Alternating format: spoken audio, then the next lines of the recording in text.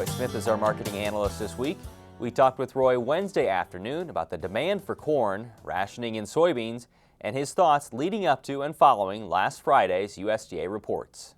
There was a lot of discussion going into the report. Some people were just sure they were going to be bullish, and some people were sure they were going to be bearish. And myself, I was on the bullish side, and this time I happened to be right, and the reports came out showing fewer bushels of carryover than what the trade was anticipating, and so we got a positive response. What was it looking like locally? You said locally it seemed like they wanted corn, they wanted beans, they wanted it before the report.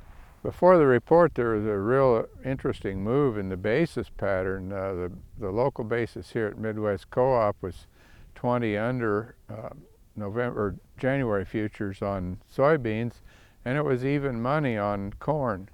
And in fact, on the corn, there was a bit of a premium in the basis if you wanted to deliver it in April or May, which is around here, that's just unheard of. At one point, all of the terminals, Council Bluffs, Blair, and so forth, had positive basis on corn and beans both.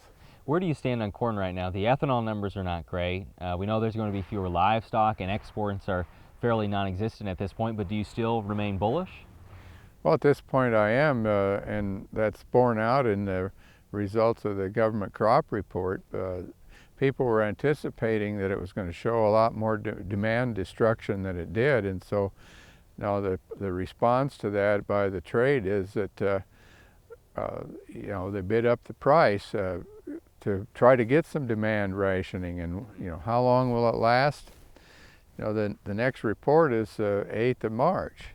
So the fundamentals aren't going to change. The only thing that might change would be if they got the price high enough that the trade anticipated that there was some demand destruction going on, and that's going to be a tough call, and we probably got time for a lot of things to happen between now and then. So selling strategy wise, are you just looking at break even, trying to determine where you're happy at? I've had calls from farmers that say, okay, what do I do now? Corn's up 30 cents or corn's up 40 cents.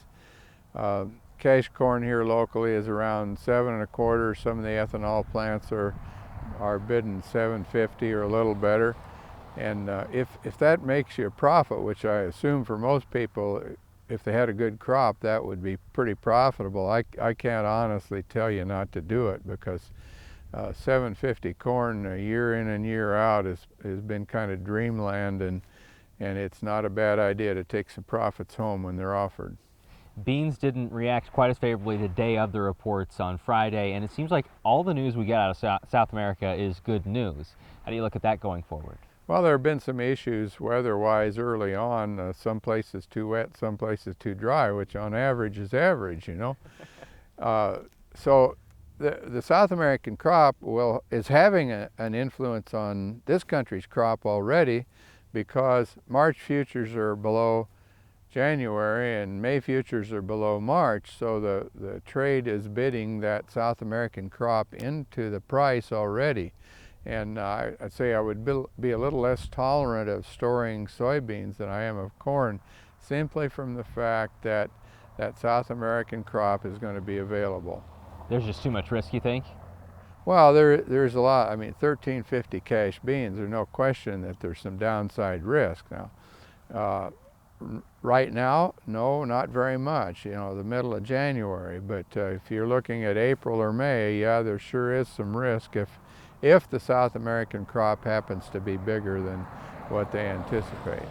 In soybeans, do you still think there's demand rationing that needs to happen as we go closer to planting here in the U.S.? People who analyze supply and demand say yes, there still needs to be some demand rationing. I'm not an economist.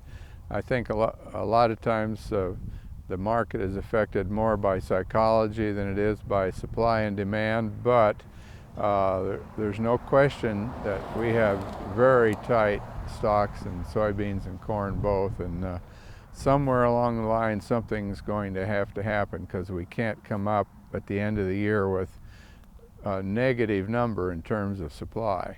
I know this area of the country is a little bit different because you don't have a lot of irrigation around here, but As you start to think about, or as other people start to think about pricing for the 2013 crop, what are the things to keep in mind?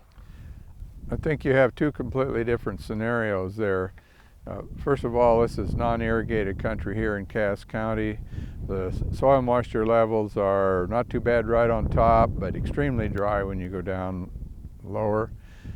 It's going to be tough for anybody who farms in this area to do much forward pricing because there's just too much yield risk, and there's too big a discount. If you look at the November soybeans, subtract off what is being offered for basis, that puts the price pretty low in relation to probably what your costs are going to be. If you're an irrigated farmer and you have relatively good supply of water and relatively even yields, you can lock in some prices that would be attractive in relation to historic yields. Now, attractive in relation to what we had last summer, probably not, but your costs with irrigation are a lot greater also, and that has to be plugged into the formula. Quickly on planting, do you expect to see a lot of corn acres, at least around this area? The area where I farm is pretty much mostly 50-50 corn and beans, very little acreage shift, simply because there's a tremendous yield drag with second year corn where there's no irrigation. I mean, you're talking in some cases 50 bushels or more yield drag, and we saw that in 2012, and the chances of any farmer planting more than a few acres of corn back on corn are very slim.